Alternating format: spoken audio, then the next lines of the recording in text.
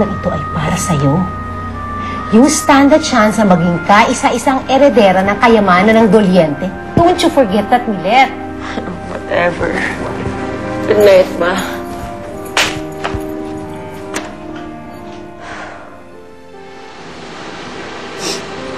Nay.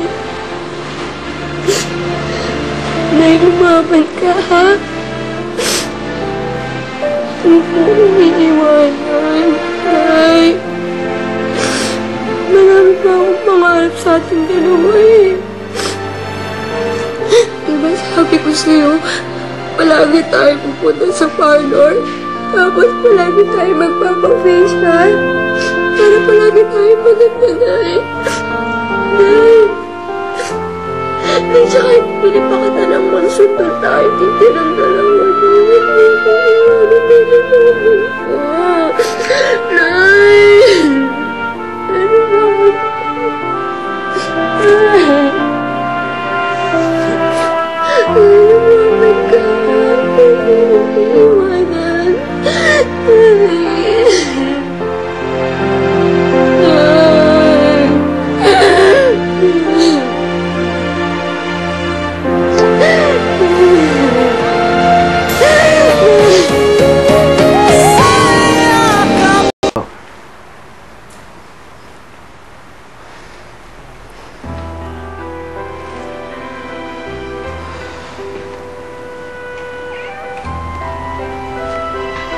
Ano na naman pinasok ng problema na anak niyo?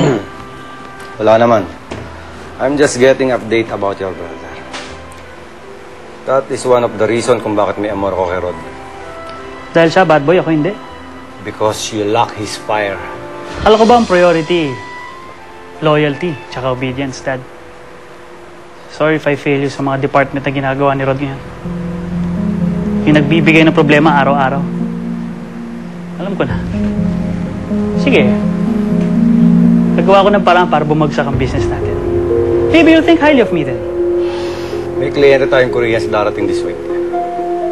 Imbis na pagdadramang at topagin, ayusin mo yung schedule mo.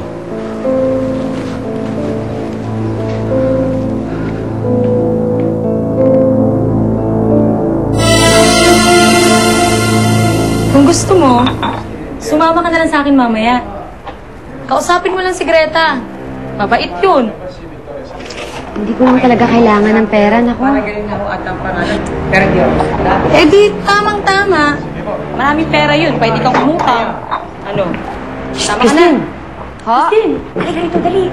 Bakit po? Hinahanap ka ng lalaki yun, no? Sabi niya, surveyor daw siya. Pero palagay ko, pulis siya, ay lang umamin. Ay, ano pong sinabi niyo? Ay, naku, hindi ko maintindihan. Basta ang ina, hinahanap, tinatanong ka kung dito ka nagtatrabaho.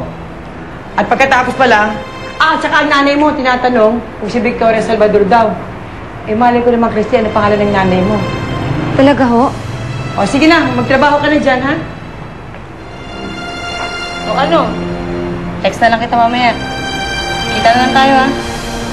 Sige.